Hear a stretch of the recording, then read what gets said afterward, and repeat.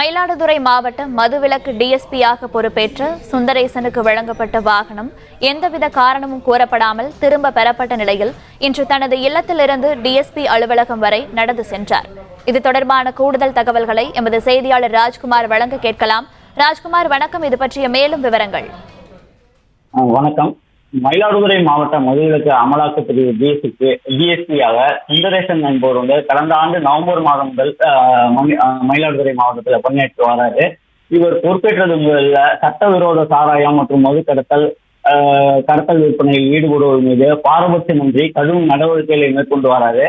மாவட்டத்துல அனுமதியின்றி செயல்பட்ட 23 டாஸ்மாக் பார்களுக்கு சீல் வச்சிருக்காரு.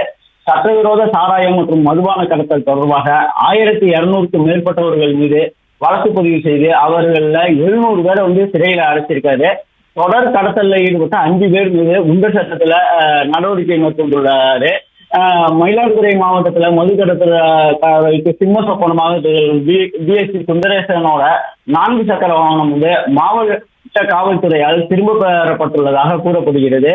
முதலமைச்சர் வருகைக்கு முன்னர் அமைச்சர் ஏற்காடு செல்வதற்கு டிஎஸ்பி சுந்தரேசனின் வாகனத்தை கேட்டு கொடுக்க மறுத்ததால் அவரை பாதுகாப்பு பணிக்காக வெளியூருக்கு அனுப்பி வைத்த மாவட்ட காவல்துறையினர் மீண்டும் பணிக்கு வந்தவுடன் வாகனத்தை அனுப்பாமல் இருந்ததாக கூறப்படுகிறது.